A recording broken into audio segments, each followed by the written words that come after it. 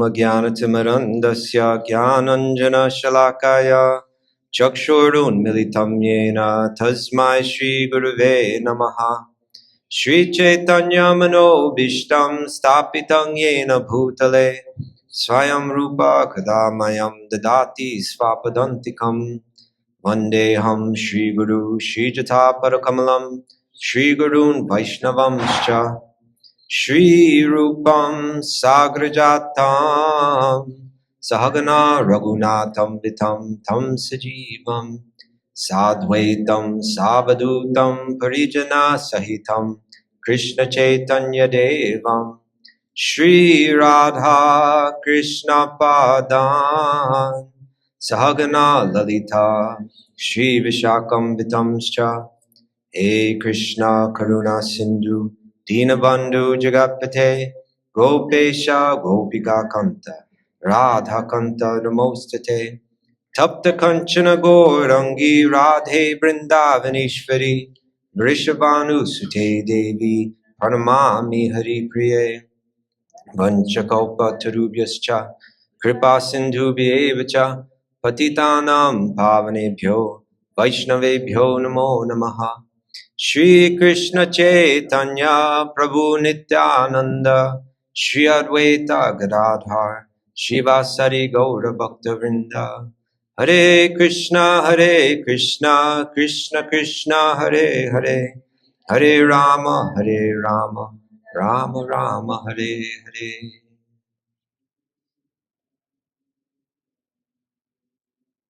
Okay, everybody, welcome. Wonderful to have you all here. Our time is kind of running down. At least I leave on the 20th, so the 19th will be the last day that I speak. And there's still so much more that we could talk about. So I'm beginning to think, what do I want to really emphasize? What do I want to make sure I highlight? And I'm thinking primarily there's two things. And we've been speaking about a progression, an evolution from karma to jnana to bhakti. And I'm making the claim, I'm not making the claim, it's there in these ancient texts, that this is a natural progression. And I'm saying that that it's not a sectarian idea. It's not like it's just some people read these texts and they like this part better and they say it's the most important part. But the texts themselves are saying this. The author himself is saying this. And he does it very clearly, although we may not always see it. And so I wrote here on all the way to the right, this illustrating this evolution, and that each stage of this evolution, the practitioner has a goal, or you could say the practitioner has a motive or a desire. And our evolution in spiritual life can be seen as the purification of that motive. What do I approach the divine for, right? What is it that is in my heart that I want, that I think will give me satisfaction? And on the level of karma, the idea is the things of this world will satisfy me. Rain for my crops, the birth of a healthy child, a wonderful spouse, what to speak of, what's beyond this earth, that there's realms within the material world of higher planets where there's much higher level enjoyment for much longer spans of time, that the good karma that I can accrue through my rituals and through my behavior could send me up to like levels of enjoyment that are like way, way beyond what we have here on earth. So the goal, the desire of the practitioner who's on the level of karma, right, generating good karma, their goal is, in Sanskrit we call it bhoga. And that means they want to enjoy the material energy. They want to enjoy it they've got the refined system for how to enjoy this world on higher levels. Make sense? Clear enough? Right? We'll keep clarifying this and we'll keep digging into it from different angles. But someone may realize that is empty. I want to read to you something from Bhagavad Gita, which we're going to read about because I'm saying that this progression is there in the literature of Vyasadeva, in the Vedic literature. That in the 4 Vedas it speaks about this karmic activity, and these books are for the priests to do the rituals to help us generate that good karma. But at a certain point, someone may say, why am I doing this? Why am I trying to enjoy the material energy when I'm made of spiritual energy and I have a higher nature? And the way that the material energy works is it always lets you down in the end, right? Because it operates under the force of time, it always falls apart, and you're left feeling pain. So there must be something higher. This is Bhagavad Gita. In one sense, it validates the Vedic teachings in that it's saying, Arjuna, do your duty, right? The duties of life are laid out, the dharmas in life are laid out in the four Vedas for the purpose of material enjoyment, for the purpose of generating good karma to enjoy the things of this world. Generally, when one is ready to move on, they let go of those duties, they walk away from the world. But the Bhagavad Gita is going to say, no, you can embrace those duties, those Vedic duties, and be a very dutiful person in this world. But don't do it with the desire of the karmi. Don't do it with the desire to enjoy the things of this world. You have to do it with higher knowledge, right? And that's something that you get on the level of jnana. And that's something that you get from the Upanishads, not from the four Vedas. Question about that so far? Any questions about that so far? I know I'm speaking a little fast. I'm summarizing some things we've already covered, but I want to just keep repeating these messages again and again so that they kind of stick. Everybody okay so far? All right. Now I want to read you something from the Bhagavad Gita. Often when you read about the Vedic teachings in the Bhagavad Gita, although it does validate them and it does ask Arjuna to act in a Vedic way in the sense of be a good warrior, carry out your duty. In many ways, Krishna speaks against the Vedic teachings, and he's telling Arjuna, rise up, leave that rung of the ladder and step up to the next rung, or even step up to the one above that is really what he's asking in the Bhagavad Gita. So you hear about let's hear about how Krishna speaks about these Vedic teachings to enjoy higher level material enjoyment in the Bhagavad Gita itself. You ready? Yes? Eager? Yes. Okay. Really? Yeah. Okay. All right. Just making sure.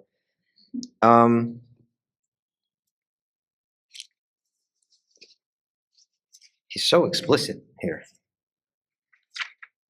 This is sweet, beautiful Krishna speaking. He says,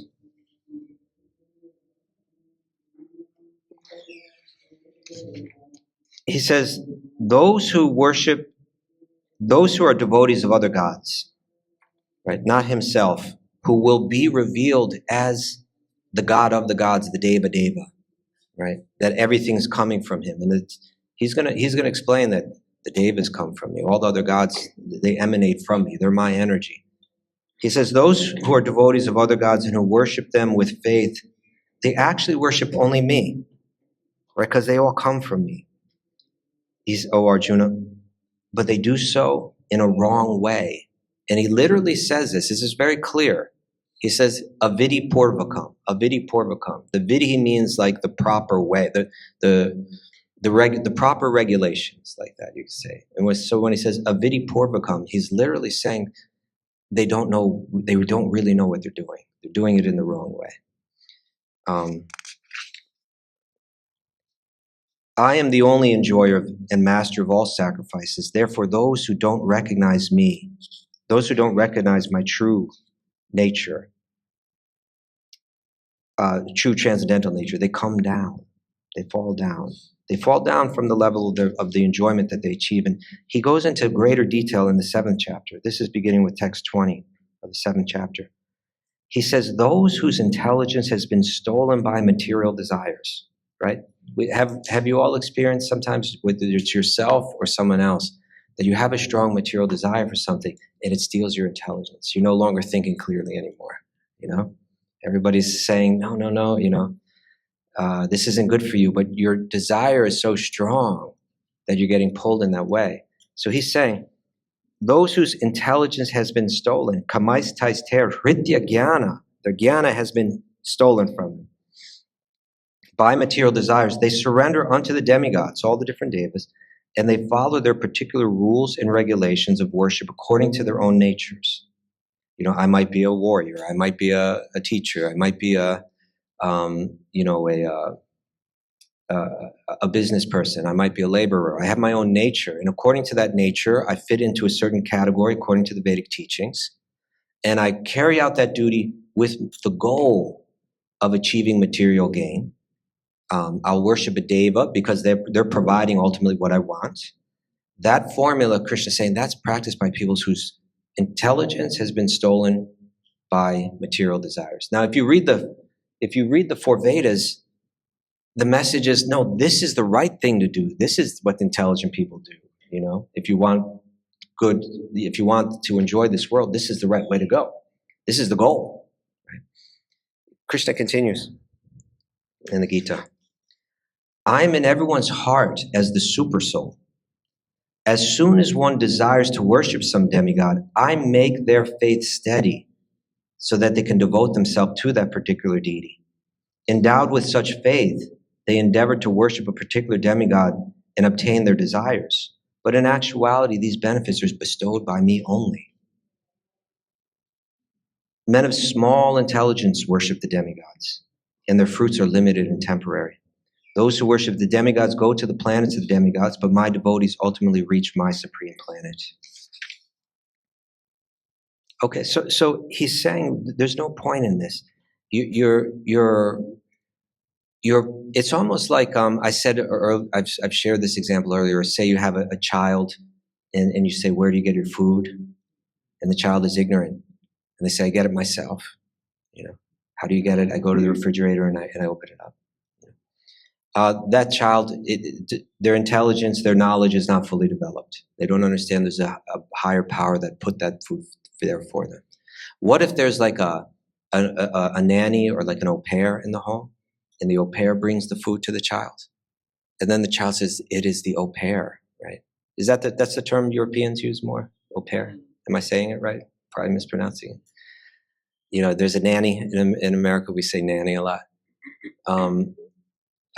There's a servant within that home that's working on behalf of the parents, and they're bringing the food to the child. Now the child thinks it is the au pair that brings everything. It wasn't me all along. There's a higher power that's providing. It's the au pair. No, it's not the au pair, actually. The au pair, yes, in one sense, you should be respectful to the au pair for bringing you your meal.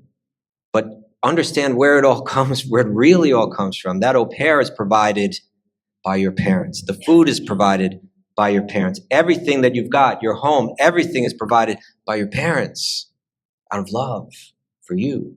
And so when you really understand what's going on, you just go right to the parents and say, "Thank you." And you feel their love, and you offer your love back. That's bhakti. That makes sense? Okay, so I'm saying if there's two things I want to really express in these final classes, that one is understanding this progression from karma to jnana to bhakti, and really understanding this point. If you go around all these temples in India, you're going to see a lot of karmic level activity. You're going to see people that are doing pujas with a particular goal in mind, a particular material goal in mind. I want the health of my family. A lot of times it's going to be like that. I want success in business. That kind of thing. I want to find a husband for my daughter, or a daughter for my son. I want this and I want that, and they go to these temples for that, and that is a step up on one level, but we have a much higher potential. And when speakers start to speak of that higher potential, often what they speak of is moksha, right? The goal of the jnani, the goal of jnana, is I want to become free of material suffering. The goal of the karmi is that I want to enjoy material life, bhoga.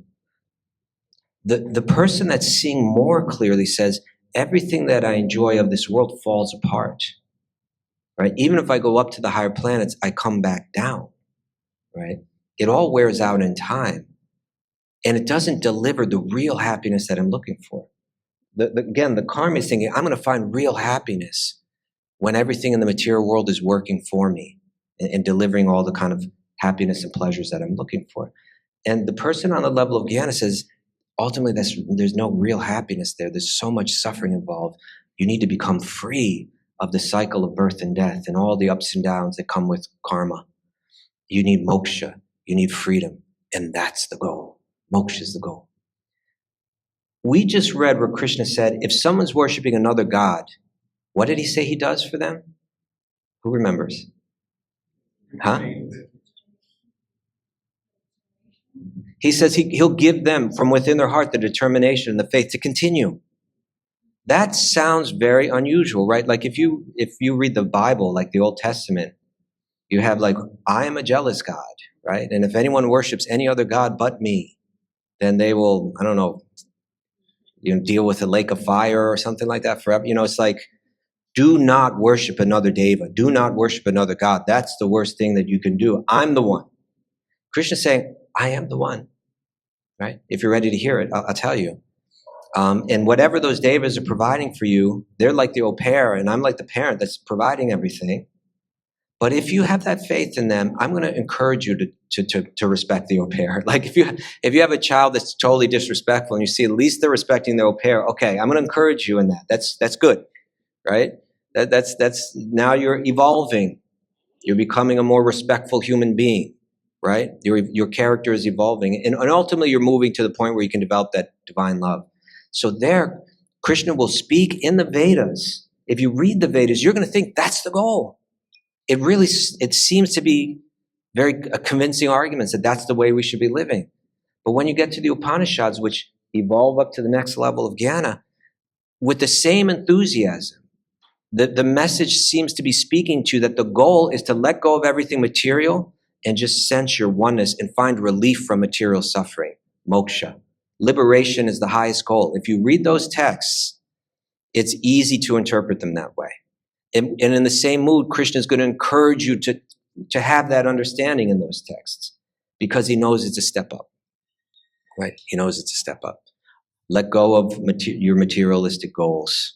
Understand that you're not your body. Understand that you're not your mind. Understand that you are spirit and you have a much higher potential.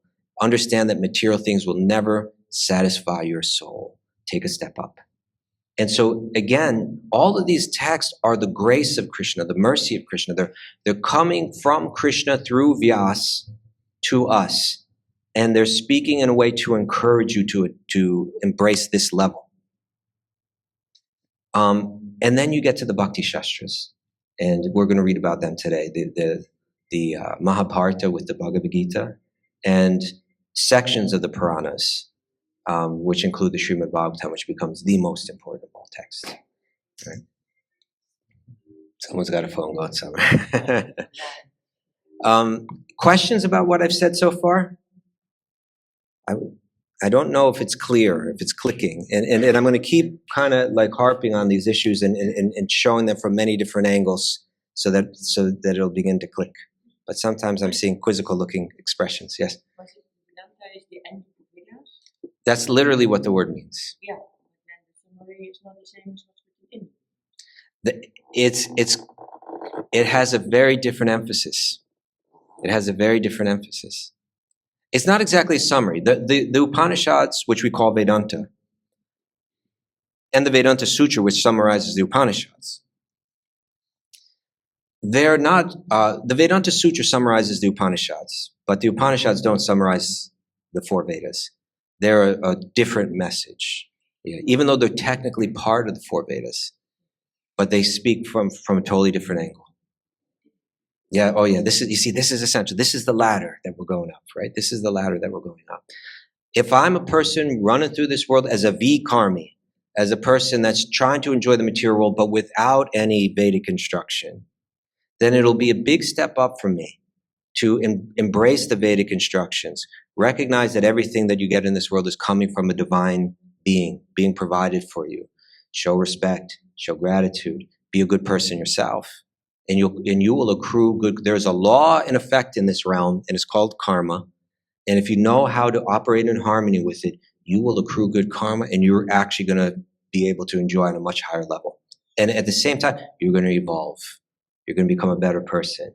You're going to take a step towards spirituality. In one sense, we could say karma, this karma level that's taught in the four Vedas, it's not really yoga yet. Because the yogi is interested in understanding the self, right? Understanding my own true nature. In the very first class that we had here, which was 13 or 14 classes ago, we had defined yoga is a practice which empowers one to overcome the obstacle of the mind. For what purpose? For the purpose of the self experiencing their own true nature. That's what the yogis are interested in. The karmi isn't interested in their own true nature. They think I am the body. At least they're operating that way. They're interested in satisfying the senses, right? And so it's really not yoga yet. But it's a step up. It's a step closer. And then you can take another step up when you suffer in this world.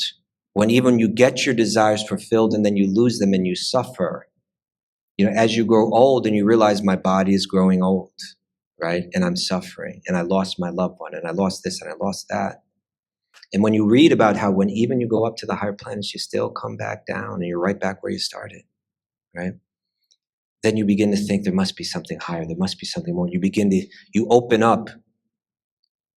The desires that you had for material enjoyment begin to diminish and you open up to the message of the Upanishads.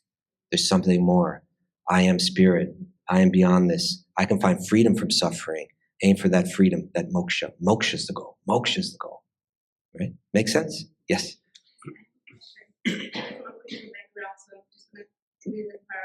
Yes. There's one verse in the Bible that says, don't worry about what you're going to eat, what you're going to dress, and what you're going to drink, because the Celestial Father knows that you need all those things. First seek the kingdom of God.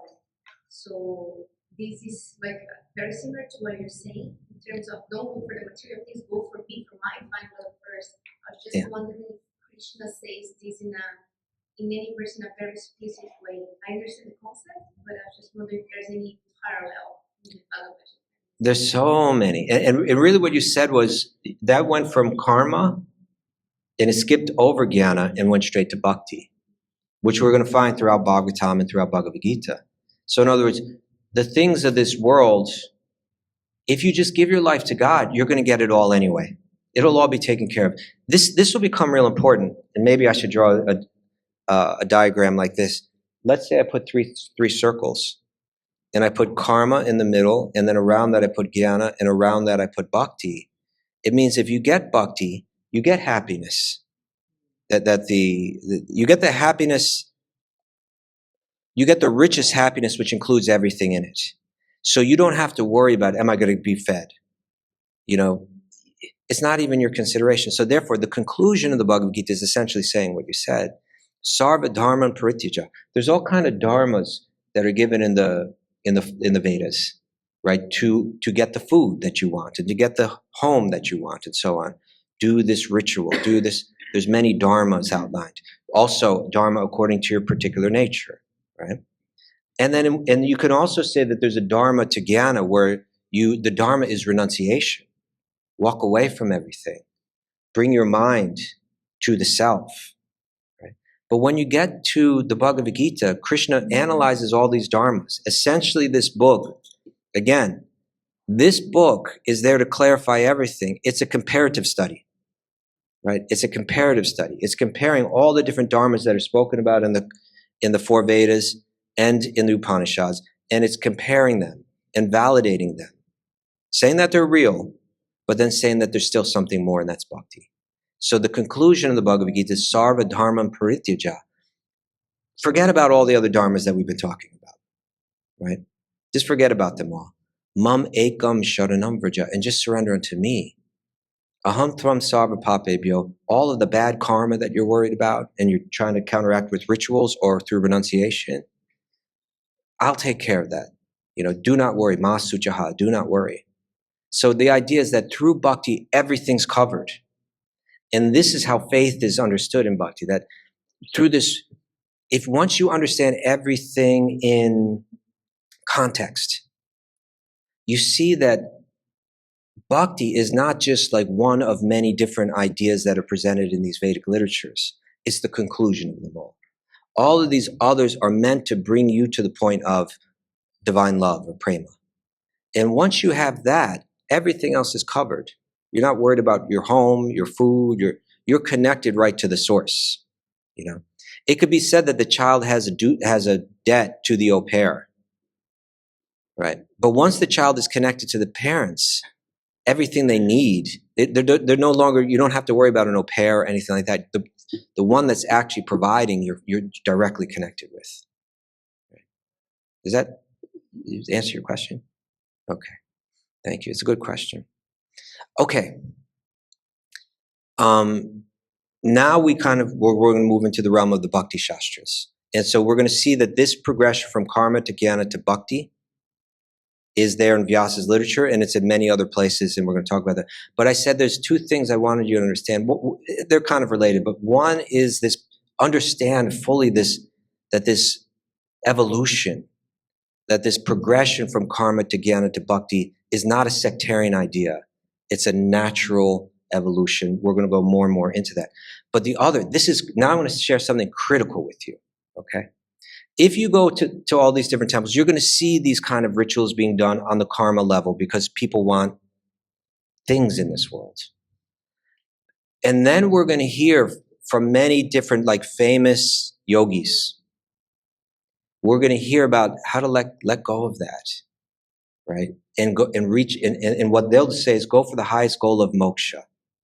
They will define the highest goal as moksha, as freedom from material suffering, right? That's the goal. If you can achieve that, you've achieved the whole goal. And they'll present their arguments by their interpretations, especially of the Upanishads and the Vedanta Sutra, right? The Jnana Kanda, the Jnana section of the Vedic literature. What I want to share with you and what I want to illustrate to you in the coming days is that the literature evolves still more. And it's made unambiguously clear that beyond moksha, there's bhakti. That by far the highest goal that's taught in these texts is bhakti. And in the way that that's clarified and made undoubtedly clear, because if you don't see it as this ladder, but you see like these three next to each other, then you may go to any one of those. You may go to the karma kanda, you may go to the jnana kanda, you may go to the bhakti kanda and think this is the way. How do you know which one? How do you know that it's evolving towards bhakti? And you can quote different verses from different places, and it sounds like that's the highest goal. And we read already where Krishna says, if someone's worshiping a demigod for material things, I will encourage them. So when he's speaking in this encouraging way in the four Vedas, it sounds like that's the way. And when he's encouraging you to reach for moksha in the Upanishads, it sounds like that's the way. You know, it sounds very convincing. So, and when he speaks about bhakti from the bhakti text, it sounds like that's the way. How do you know which one is right?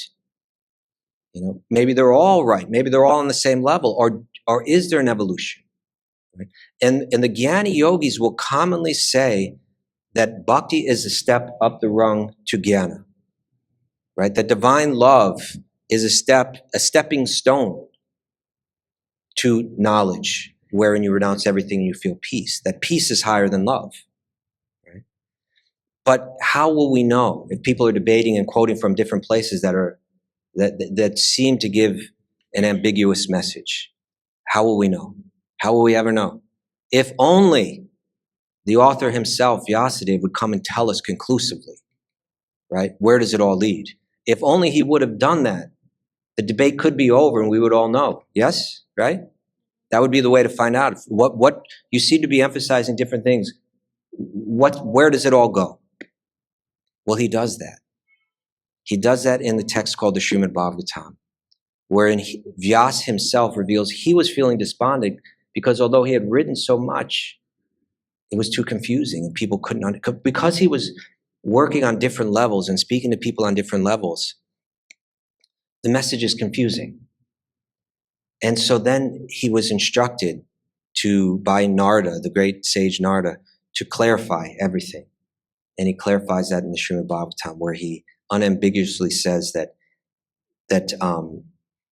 jnana can be a step towards bhakti, but ultimately it all leads to bhakti. And he does it in many ways. In many ways he illustrates this. He's so clear, he's so unambiguously clear in the Srimad Bhagavatam.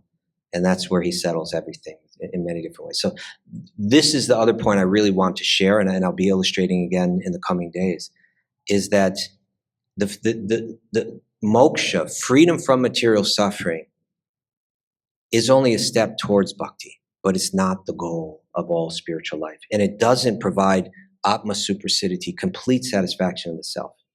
It will leave one somewhat empty. I'll give an example. Let's say you're working hard in the world, you live in a modern city and you have a job, and that job provides you a high paycheck with which you can go out and get the apartment that you want and the food that you want and the clothes that you want and the car that you want. So you're kind of operating on the material level, in one sense, relatively successfully. You're prosperous. But you begin to realize this is nothing but stress, right? With all the prosperity I have, there's so much suffering involved. And sometimes that suffering just builds up so much, it just, even the material pleasures just don't satisfy me. I feel lacking. I feel something's missing. I need peace. I need peace. And so you take some of your material prosperity and you buy a plane ticket to go to some tropical island. And it's like a private tropical island. It's like you're there and there's nobody to bother you. And you take your beach chair out and you put it out on the beach and you got your toes in the sand and there's no sound except the gentle, sound of the waves, coming up, and there's crystal blue water and there's just sunshine. And you're sitting there basking in the light and you have peace. There's nobody texting you. There's nobody calling you. There's nobody demanding anything of you. You're free. So nice, right? Peace. Oh, God, that's what I needed so bad. This is bliss. Oh, my God, it's perfect. Would be nice, right? Well, what happens after a few days of that? Maybe after a week of that? Maybe after a month of that? You're all alone, right? Are you still so blissful? Or even now in that peace, do you feel something's lacking? What's lacking? Yeah, there's nobody there with you. You're all alone. You want someone that you love to be there with you, to share with, right? It's said that through the teachings of the Jnana Kanda texts, one can practice jnana, let go of all their material desires, and this is the very high level jnani. They can enter into the Brahma Jyoti, the divine light, wherein there's just like peace. They can be there for a very long time. It's something for us who have been suffering for birth after birth after birth. You enter into that zone, and it is like, whoa, this is it. Peace. This was the goal. It's definitely got to be this because it feels so good. But it's said in the Srimad Bhagavatam, where Vyasa clarifies everything, that even that you come down from. And once the disciples of Srila Prabhupada asked him, why do they come down from that? And you know what he said? He said they feel lonely, right? Because the nature of the self is to love. So although the relief, remember I was speaking, was it yesterday? If someone sticks your head underneath the water and there's just nothing but anxiety, and then they let your head out of the water, you come up, you take a breath. It feels like bliss. It's, everything I need. Now I've got it. Oh, this relief is incredible. I feel like bliss. But we recognize that breathing is just neutral, right? It only felt like bliss in comparison to intense suffering. And the Bhakti Yogis in the Srimad Bhagavatam, and Vyasa himself is revealing that the experience of Brahman, the experience of the Brahma Jyoti, the experience of complete relief from material suffering is not the highest goal. It's actually just a neutral state, but it feels incredible in comparison to lifetime after lifetime after lifetime of anxiety and suffering that we've all been exposed to. Does that make sense? So this idea that bhakti is higher than moksha, that prema, divine love, is higher than moksha. Some of these philosophers, the Jnani philosophers, say, no, this love, that is this sentimental thing, two people, I love you, you love me, blah, blah, blah. This is like childish stuff. And eventually it causes pain, right? They don't understand what divine love is. Right? Divine love is pure of the selfish motive that makes material love fall apart. And it's a much higher level thing. And it's said that the bliss of divine love makes the bliss of moksha seem like a drop in comparison to an ocean. that the bliss of pure love is like an ocean, and the bliss of moksha is like a drop in that ocean. Vyasa is going to write this into Srimad Bhagavatam so that we get the idea, so that it starts to become clear.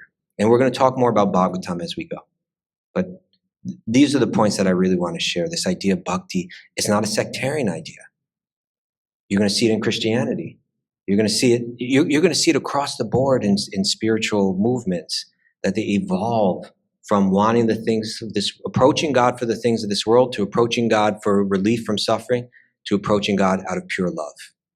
Right? Again, I'll say, when the disciples of Jesus said, "What's the most important commandment?" That's a very karmic, for Veda kind of question, right? What's the regulations that I must follow so that I don't suffer in this world?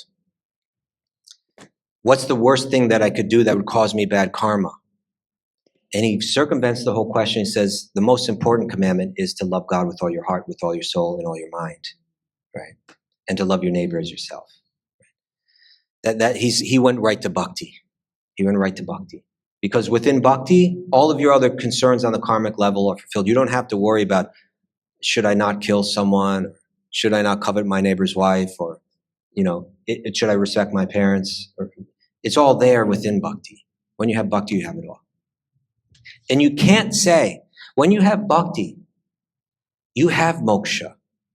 You have freedom from all material desires because your love for God is so deep that you've lost interest in everything material. Everything in the material world has no attraction for you. Does that make sense? Right? You fall in love with God, there's nothing of this world that's captivating you anymore. It all seems empty. They say sometimes it's like a glowworm, there's some little insects that glow. And at nighttime, it's like, oh, look at that thing, it's so bright. But when the sun comes up, that you don't see any glow at all. When the sun of divine love comes up, all the attraction in the material world, just like it loses all of its glow, right? So if you have divine love, if you have bhakti, you have everything that one has in moksha, because all your material desires, you've let go of them all, right? So if you have divine love, you have moksha. But you can't say if you have moksha, you have divine love, right? You can't say that, right? You can't say that just because you've lost your material desires that you have this highest goal, divine love. It's not included within it. But moksha is included within bhakti, right? Does that make sense? Right? Okay, so we're going to drill home on this point again and again and again in many different ways. And when we get to talking to the Bhagavatam, that's where really what that text is and how the author of all these texts was personally trying to clarify things we'll speak about. Now, for our remaining time today, I want to briefly just we've covered the four Vedas, we've covered the Karma Kanda, the Karma division of Vyasa's text. We spoke about the Vedanta Sutras and the Upanishads, the Jnana section. And now I want to talk about the Bhakti section, the Bhakti Kanda. You ready? So we're going to do Mahabharata, and we're going to do, hopefully we'll also cover the Puranas. And I'm reading from some stuff that I'm writing that I hope to publish before too long. I'm not going to read all of it because we've spoken quite a bit about Bhagavad Gita and Mahabharata when we're talking about Karma Yoga. But again, the four Vedas are for who? Who's reading these books? The karmis, but even amongst the karmis, it's a very elite group amongst those karmis that actually read these texts. The priests, right? The brahmanas. And who's reading the Upanishads? Not the common people. Who's reading them? You could say the yogis, the renunciates, the sannyasis, right? Because their message is renounce the things of this world. Karma Kanda is saying enjoy the things of this world. We can show you how to do it. The Jnana Kanda is saying renounce this world and you'll be free, right? And we can show you the method for that too. Bhakti Kanda is going to take it to another level. And that's going to really, I said that the message of divine love yesterday is saying it's there in the Vedas, it's there in the Upanishads, but it's kind of underground. It's there occasionally, it pokes like a little spring, it bubbles up to the surface. But when you get to Bhagavad Gita, it starts to really open up. Okay. The relevance and popularity of the Bhagavad Gita would eclipse that of Vyasadeva's previous text, because here, spoken clearly and concisely, was a path to deeper contemplation and detachment, which is provided in the Upanishads, without the necessity of leaving behind one's home and family or occupation. The setting of one's social responsibilities could now serve as a field for contemplation. What were we calling that like last week in our classes? You embrace your social responsibilities, but you do it in a way where you're contemplating truth and knowledge. Karma yoga. Through the teachings of the Bhagavad Gita, the householder could achieve the same goals as the renounced monk through internal renunciation and selfless action. Pretentious external symbols of renunciation are belittled in the Bhagavad Gita, and the internal state of a yogi is glorified and explained in clear and simple terms. The idea of the sage is even-minded through life's constantly shifting circumstances. He sees the divine equality in all living beings despite differences in body or status, and he lets go of seeking happiness through externals in order to find a more real spiritual happiness within. The 4 yoga paths, Ashtanga, Jnana, Karma, and Bhakti, are each analyzed and validated, with the path of Bhakti, for the first time, unambiguously glorified as the most direct and the culmination of the other 3. Did everyone get that point? For the first time in unambiguous language, are you going to get the message? You don't get this in the Upanishads, you don't get this in the 4 Veds, but like really clear, Bhakti is where you're meant to go. Divine love is the goal of it all. This clear placement of devotional yoga at the top of a ladder of yoga practices appears in the Bhagavad Gita as a natural development out of the more ambiguous language of Vyasadev's earlier texts. Welcome, Maharaj. Thank you so much for coming. It is as if, through churning the message of the Vedas and the Upanishads, the essence of divine love rises to the top and is presented as life's highest principle or the goal of yoga. Okay? This is the first time this really became clear. And when Krishna is speaking this to Arjuna, he's using language that he hasn't used. You don't get it in the Upanishads, you don't get it in the Vedas, where Krishna says, Arjuna, I'm going to tell you the secret now of all the Vedas. Arjuna, I want you to know this, and I know that you can understand it. I wasn't saying it to everyone before, but you can understand it because your heart is pure, because you have no envy in your heart. But what I want to tell you is that I'm behind everything. I'm behind the sun, I'm behind the moon, I'm behind the rain, I'm behind the fire digestion in your body. I'm behind it all. If the other devas are giving these things, ultimately I'm the one behind it that's giving it to them so that they can give it to you. You know, I'm behind it all, and you can hear it because you have no envy, because your heart is pure. Anusuyave. There's no animosity in you. When I tell you this, you're not like, who are you to tell me that? Right? Your heart is free of that. Right? So now you're really open to the deepest secrets. Bhakto se me sakha cheti rahasyam heta muttamam. Because you're my devotee, Arjuna, because you're my friend, Arjuna, therefore you can understand this rahasyam uttamam, this greatest secret of all. And that is that I'm behind it all, and that you can connect with me through love, sarva bhavena, with a full heart, you can connect with me, and that's the greatest secret of all the Vedas. And he'll say, and Arjuna, I'm telling you this because you're very dear to me, right? Because I love you. You don't get this kind of talk in the Upanishads, but it's in the Bhagavad Gita, it all opens up. And this was Vyasadev's incredibly brilliant way of framing this message, that he's writing it in books that not only the priests are studying, not only the renunciates are studying, but everybody's hearing Mahabharata. Everybody's captivated by the story of Arjuna and Draupadi and Yudhishthira and Bhishma and Ganga and like there's all these incredible, beautiful, wonderful characters, and they're going through such trials. So your heart gets very caught up in the story of them, and your heart gets caught up in, oh my God, it's so horrible how Draupadi was treated, and poor Arjuna had to watch that happen. And then Arjuna took these vows, he's going to come back and fight, and he's going to take the government back from these horrible men, and he's going to satisfy his beautiful, wonderful wife Draupadi by carrying out his vows. And then he's on the battlefield after 13 years of exile, and he's ready to fight, and Krishna is driving his chariot, and it's coming right down between the two armies, and the dust is rising from the chariot, and everybody's looking at Arjuna, and everybody knows he's the most powerful warrior, and he's there to carry out his vows, and then he breaks down. Right? He breaks down. It's like, what is going on? You know, how did Arjuna, of all people, how did he break down right before the battle? Your attention is so focused at this moment.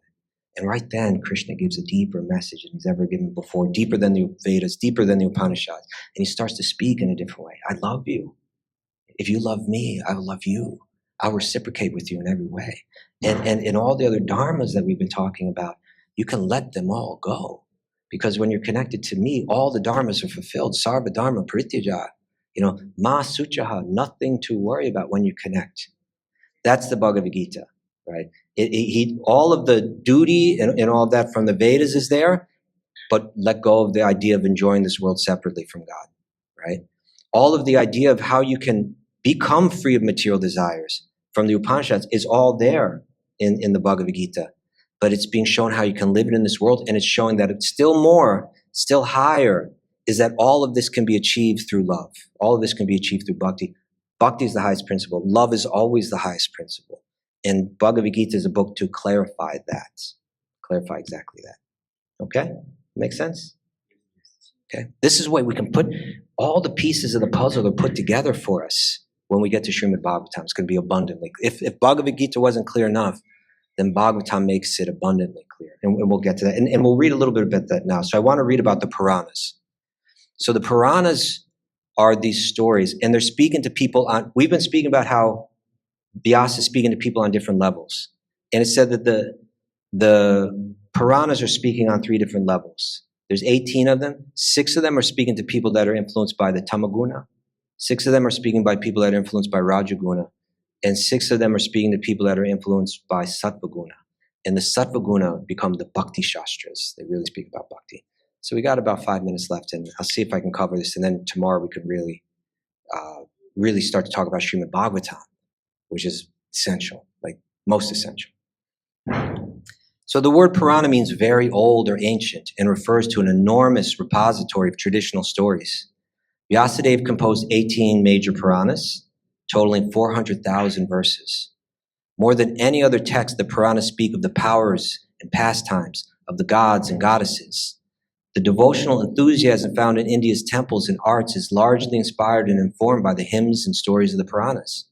Countless varieties of religious and yogic practices develop out of the Puranas, including meditations, vows, prayers, duties, customs, pilgrimages, and ceremonies.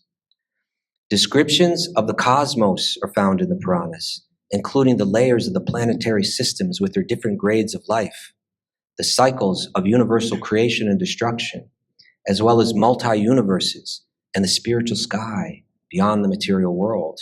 You don't find all this kind of information in the earlier texts. Puranas start to lay out all kinds of amazing information. The genealogies of kings, sages, and demigods form the bulk of the Puranas' narrations, including the tensions and battles between the benevolent gods, the Devas, and the tyrannical demons, the Asuras. In this and other ways, Vyasadeva personified profound philosophical concepts and stories that capture the mind of the common people. The 18 Puranas, then it divides, I give a list of how they're all classified, but again, 8 for people in the Tamaguna, 8 for people influenced by Rajaguna, 8 for people who are influenced by Sattvaguna. Among all 18 Puranas, the Bhagavad Purana, which is also known as Srimad Bhagavatam. It's called Srimad Bhagavatam, right? It gives it special, it stands out amongst all the Puranas. It's the most beautiful Srimad Bhagavatam. Among all 18 Puranas, the Bhagavad Purana is by far the most popular and important. It is said to be the mature fruit of all the Vedic literature. If you take the Vedas, you take the Upanishads, you take the Mahabharata, Vedanta Sutra, and all of the Puranas, it's said to be the mature fruit.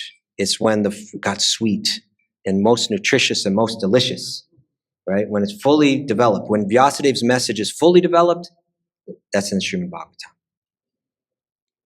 It's said to be the mature fruit of the Vedic literature and the cream of the cream. It literally says that. What is it? Sharam.